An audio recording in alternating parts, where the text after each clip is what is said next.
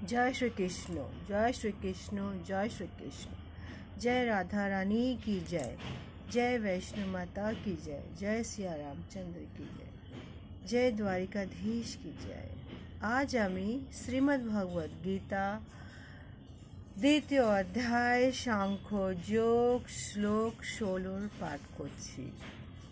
न अस्तः विद्यातः भावः न अभावः विद्यातः सतः उभयो अपि दृष्टः अनन्तः तु अनन्यः तत्त्वः दर्शिभिः।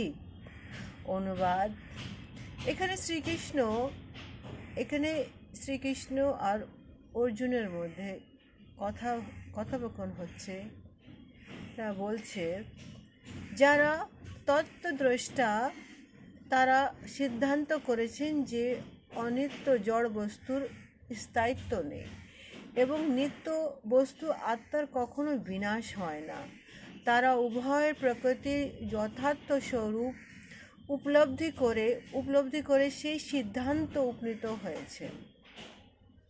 তাৎপর্য হচ্ছে এটাই কি, আমাদের এই যে জড় দেহ, এটি প্রতিটা মুহূর্তে পরিবর্তন হচ্ছে।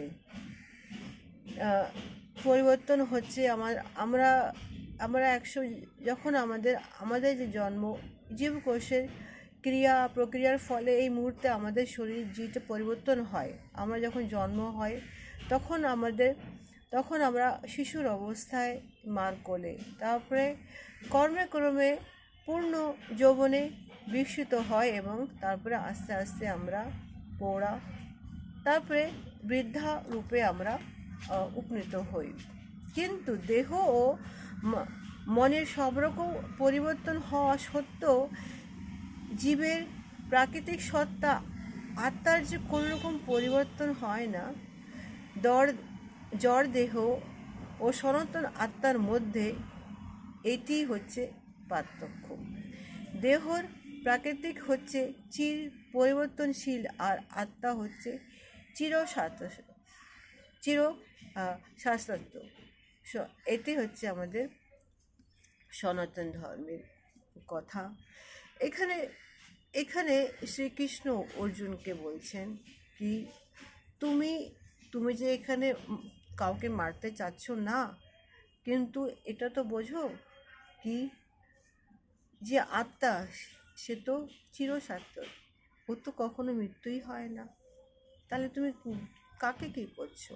হে অর্জুন, তুমি যুদ্ধ করো। জয় শ্রীকৃষ্ণ, জয় শ্রীকৃষ্ণ, জয় শ্রীকৃষ্ণ। আগামী ব্লগে আরেকটি শ্লোক নিয়ে আসবো। জয় শ্রীকৃষ্ণ।